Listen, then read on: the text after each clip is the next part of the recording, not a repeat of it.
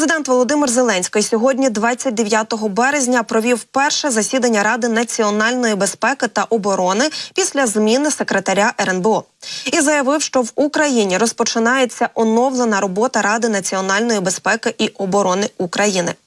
За його словами, по-перше, йдеться про більшу прогнозованість, адже нам потрібне посилення можливості України прогнозувати та впливати на процеси, від яких залежить національна безпека нашої держави.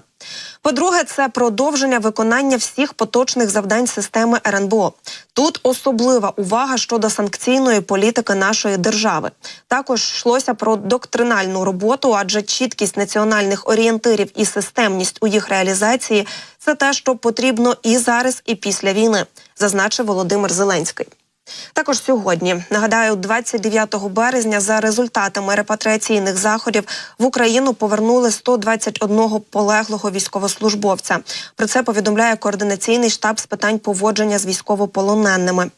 Зокрема, вдалося репатріювати 12 тіл захисників, що воювали на Луганському напрямку, 107 полеглих воїнів з Донецького напрямку та 2 із Запорізького напрямку.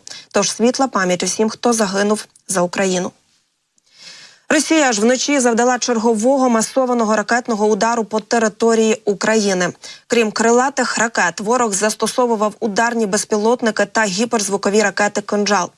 В оперативному командуванні «Південь» повідомили, що перед масованою атакою ворог проводив дуже потужну аеророзвідку, застосувавши максимум розвідувальних безпілотників. Давайте послухаємо. 140 розвідників ми нарахували в нашій зоні відповідальності. Це знову говорить про те, що нам потрібні РЕБ, тому що необізнаний ворог не може наводитися, не може проводити масовані атаки. Загалом наші сили ППО збили 58 шахедів і 26 ракет, повідомив командувач повітряних сил Олещук. Російська ж Федерація випустила по Україні 99 повітряних цілей. На Черкащині сили ППО збили 6 безпілотників та крилату ракету, але є влучання по об'єкту енергоінфраструктури. Також внаслідок падіння уламків дронів пошкоджене нежитлове приміщення. Про це повідомив начальник Черкаської ОВА Ігор Табурець. Через падіння уламків зазнало руйнації нежитлове приміщення, також повибивало вікна у приватному домогосподарстві. Крім того, наші захисники збили крилату ракету на Уманщині. У цьому випадку минулось без наслідків. Масовану ракетну атаку пережила цієї ночі і Дніпропетровщина. Над регіоном збили 24 повітряних цілей, 12 ракет та 12 дронів. Пошкоджено кілька енергетичних об'єктів у Дніпровському, Криворізькому та Кам'янському районах. У Кам'янському районі потрощено дачний кооператив. Зруйновано 3 дачі, ще 4 пошкоджені. Також понівечені автомобілі та є 5 поранених. Серед них і 5-річна дівчинка. Лікуватиметься амбулаторно. Також поранені жінки 19 та 47 років, а ще 2 чоловіків, їм 36 та 47 років, госпіталізовані.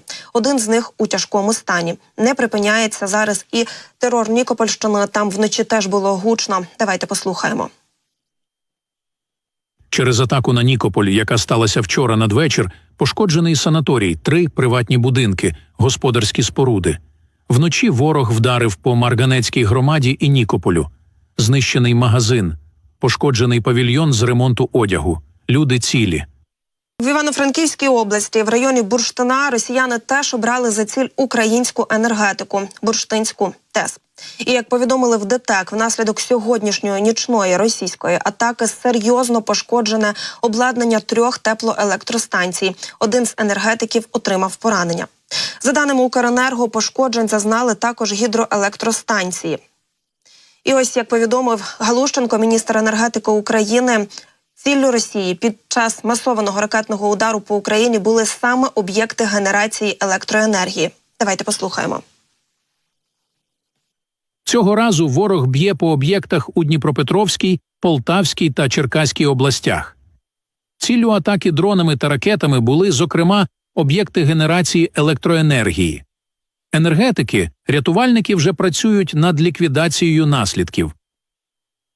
Тим часом в Укренерго повідомили, що внаслідок удару з боку Російської Федерації пошкоджень зазнали теплові гідроелектростанції у центральному та західних регіонах. Наразі на Дніпропетровщині застосовані аварійні відключення світла, а на Харківщині – графіки погодинних відключень. Рятувальники продовжують ліквідовувати наслідки російських ударів, а слідчі фіксують злочини.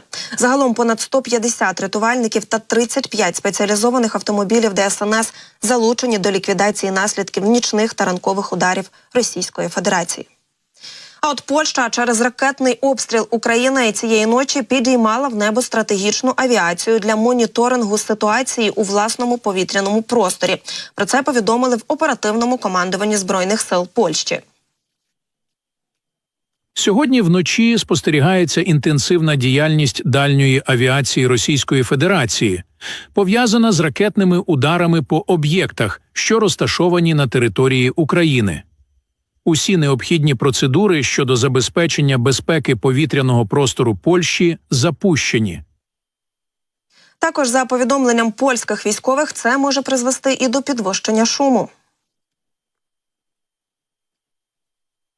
Зверніть увагу, що польські та союзні літаки літають у повітряному просторі Польщі, що може призвести до підвищення рівня шуму, особливо у південно-східній частині країни. І вже відреагувала на нічну атаку Росії на Україну посол Сполучених Штатів Америки в Україні Бріджит Брінк. Давайте послухаємо, що вона сказала. Всю ніч Росія безжально запускала ракети та безпілотники проти енергетичної інфраструктури України. Варварські зусилля Росії для позбавлення електроенергії мільйонів чоловіків, жінок і дітей продовжуються безконтрольно. Також Брінк наголосила на необхідності якомога швидше надати Україні необхідну допомогу на тлі масованих російських ударів, бо Росія не зупиняється. А от Міністерство фінансів повідомило, що Україна та Сполучені Штати Америки таки підписали двосторонню угоду щодо відтермінування виплат за державним боргом. За даними відомства, угоду підписали міністр фінансів України Сергій Марченко та посол США в Україні Бріджит Брінк. Укладання угоди було передбачено меморандумом про взаєморозуміння щодо призупинення виплат за державним боргом з групою офіційних кредиторів України з країн Групи Семи та Паризького клубу. Давайте послухаємо. Підписання даної угоди дозволить зменшити боргове навантаження на державний бюджет та спрямувати кошти, що мали бути сплачені на погашення та обслуговування боргових зобов'язань, на потреби соціальної та гуманітарної сфер. Нагадаю, раніше Україна отримала третій транш фінансування на суму близько $900 мільйонів від Міжнародного валютного фонду в рамках програми механізму розширеного фінансування. Тим часом головнокомандувач Збройних сил Олександр Сирський вчора провів розмову з головою Об'єднаного комітету начальників штабів Сполучених Штатів генералом Чарльзом Брауном. Під час розмови обговорили потреби ЗС України у найближчі місяці, питання необхідної допомоги США для України. Наші партнери розуміють всі виклики і проблеми. Ми вдячні їм за підтримку. Без такої підтримки нам було б набагато важче воювати з потужним ворогом. Зокрема, як наголошує Сирський, йшлося про посилення захисту від російських повітряних ударів, а ще розбудову фортифікацій, а також було проаналізовано деякі стратегічні питання та перспективи 2024 року. А от Японія продовжила на рік торговельні санкції проти Росії.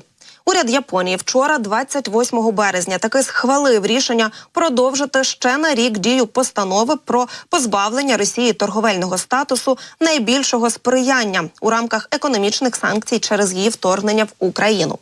У парламенті Японії кажуть, що дали зелене світло позбавленню Росією переваг і преференцій у торгівлі, таких як застосування нижчих тарифів у квітні 2022 року. І також стало відомо, що вчора російські літаки впустили ще 2 авіабомби над Білгородською областю. ФАБ-250 було виявлено в районі села Безіменно вранці 28 березня. Понад 140 жителів села було евакуйовано. До вечора авіабомбу вивезли та знищили. А ще вчора також ФАП-500 знайшли у селі Нечаївка.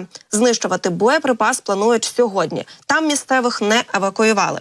І я нагадаю, що останній тиждень відомо вже про 11 ФАП, що впали на Росії.